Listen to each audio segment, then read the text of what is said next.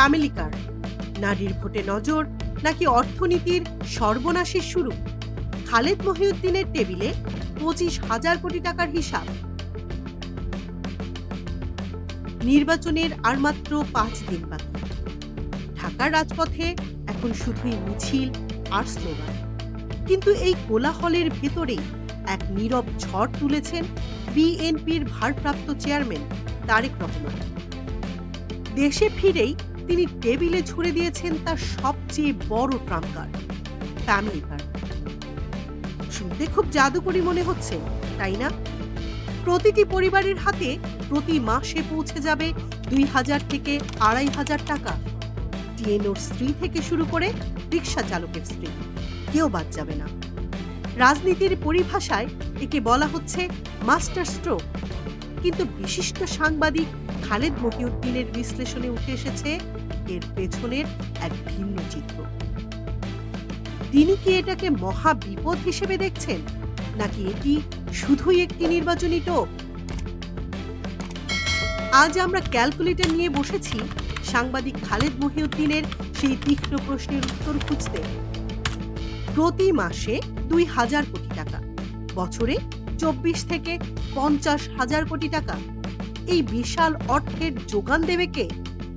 ঋণে জর্জরিত বাংলাদেশ কি এই ভার সইতে পারবে, নাকি এটি নারীদের ভোট ব্যাংকে সিঁধ কাটার এক অভিনব কৌশল? আজ আমরা উন্মোচন করব বিনামূল্যে টাকার এই প্রতিশ্রুতির আড়ালে লুকিয়ে থাকা আসল সত্য। খালেদ মহিউদ্দিন তার বিশ্লেষণে একটি শব্দ ব্যবহার করতে গিয়েও থেমে গেছেন। শব্দটি হলো টোপ। তিনি বলেছেন, আমি এটাকে টোপ বলবো না। থাক, টোপ না বলি, কিন্তু বিষয়টা তো তেমনই। এই নির্বাচনের আগে যে টোপ আমি বলতে চাইলাম না, আপনি সবার জন্য এটা উন্মুক্ত রাখছেন। সবাই আমাকে ভোট দেন। বাংলাদেশের ভোটার তালিকার অর্ধেকই নারী। তারেক রহমান খুব ভালো করেই জানেন এই বিশাল অংশকে যদি একবার কনভিন্স করা যায় তবে ক্ষমতার মসনদ নিশ্চিত। ফ্যামিলি কার্ডের মূল টার্গেট কিন্তু পুরুষরা নয়, টার্গেট হলো নারীরা।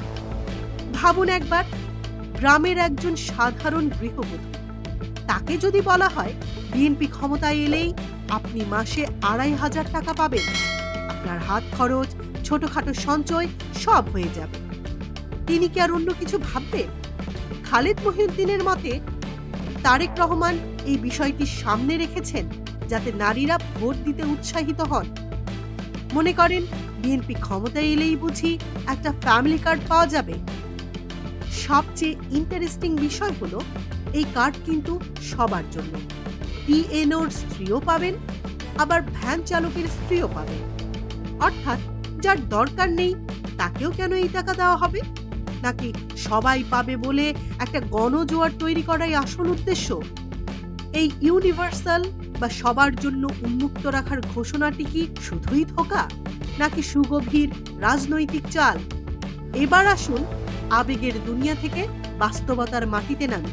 সাংবাদিক খালেদ মহিউদ্দিন দর্শককে আহ্বান জানিয়েছেন, ভাই আসেন, আমরা একটা নর্মাল যোগ বিয়োগ করি। চলুন সেই যোগ বিয়োগটা মিলিয়ে দেখি। ধরে নিলাম তারেক রহমান প্রাথমিক অবস্থায় 1 কোটি পরিবারকে এই সুবিধা দেবেন। প্রতি পরিবারকে মাসে যদি 2,000 টাকাও দেওয়া হয়, তবে মাসে খরচ দাঁড়ায় 2,000 কোটি টাকা। যোগ কপালে উঠছে? দাঁড়ান, বছরে কত হয় দেখুন।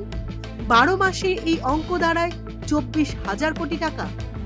খালেদ মহিউদ্দিনের ভাষায় 24,000 কোটি টাকাকে যদি আমরা একটু রাউন্ড করি, ধরেন এটা 25,000 কোটি টাকা।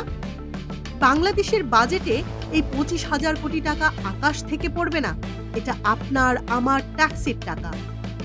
আর যদি 1 কোটি পরিবার না হয়ে সংখ্যাটা 2 কোটি হয়, তখন অঙ্কটা গিয়ে ঠেকবে 50,000 কোটি টাকায়।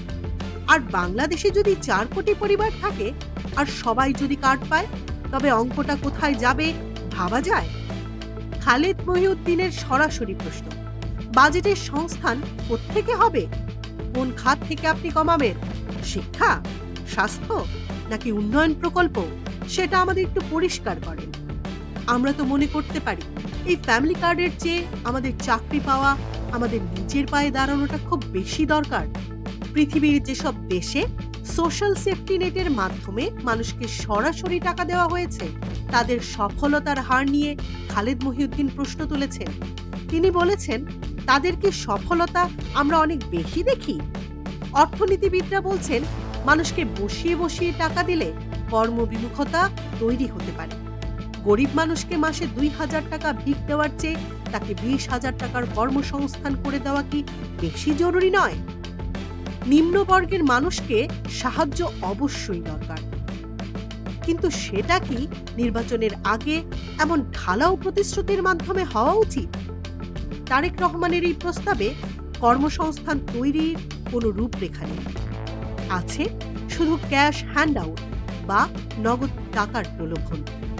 এটি কি জাতিকে পরনির্ভরশীল করে তুলবে না, নাকি এটি মুদ্রাস্ফীতি বাড়িয়ে সেই 2,000 টাকার মান কমিয়ে 200 টাকায় নামিয়ে আনবে?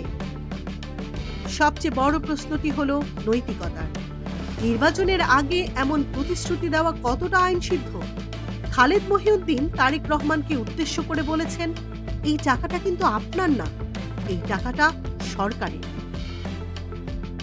সরকার আসার আগে আপনি কি জনগণের বা রাষ্ট্রের টাকা নিজের নির্বাচনী প্রচারণায় ব্যবহার করার প্রতিশ্রুতি দিতে পারেন? তিনি প্রশ্ন তুলেছেন, সরকারের টাকা সরকার আসার আগে আপনি ব্যবহার করতে পারেন কিনা, সেটা বলতে পারেন কিনা, সেটাও কিন্তু একটু মনে রাখবেন। অর্থাৎ জনগণের টাকা দিয়েই জনগণের ভোট কেনার এই অভিনব কৌশল কি গণতন্ত্রের জন্য সুস্থ চর্চা? রাষ্ট্র ক্ষমতায় না গিয়ে রাষ্ট্রের খাজানার চাবি খোলার এই আগাম ঘোষণা কি সংবিধান সম্মত? সচেতন নাগরিকরা আজ এই প্রশ্নই তুলছেন।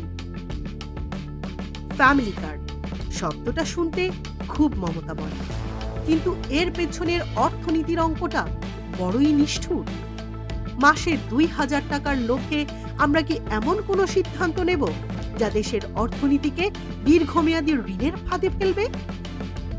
তারেক রহমানের এই মাস্টার স্ট্রোক কি আসলেই নারীদের ভাগ্য বদলাবে, নাকি এটি কেবল ব্যালট পেপারে সিল মারার এক সাময়িক মোহ? 25 বা 50 হাজার কোটি টাকার এই বিশাল ঋণের বোঝা কিন্তু শেষ পর্যন্ত ওই রিকশা চালক আর সাধারণ জনগণকেই টানতে হবে। 12ই ফেব্রুয়ারি বুলেটের চেয়ে ব্যালট শক্তিশালী হবে, কিন্তু সেই ব্যালট দেওয়ার আগে ভাবুন, আপনি কি ক্ষণিকের দাম চান নাকি স্থায়ী সম্মান চান? সিদ্ধান্ত আপনার। চোখ রাখুন আমাদের পর্দায়। নির্বাচনের প্রতিটি প্রতিশ্রুতি এবং তার পেছনের আসল সত্য আমরাই তুলে ধরব সবার আগে। এতক্ষণ দেখছিলেন ইকো অফ বাংলাদেশ। প্রতিদিনের এমন নিউজ আপডেট পেতে সাবস্ক্রাইব করুন আমাদের চ্যানেল, সেই সাথে অন করে রাখুন বেল আইকন।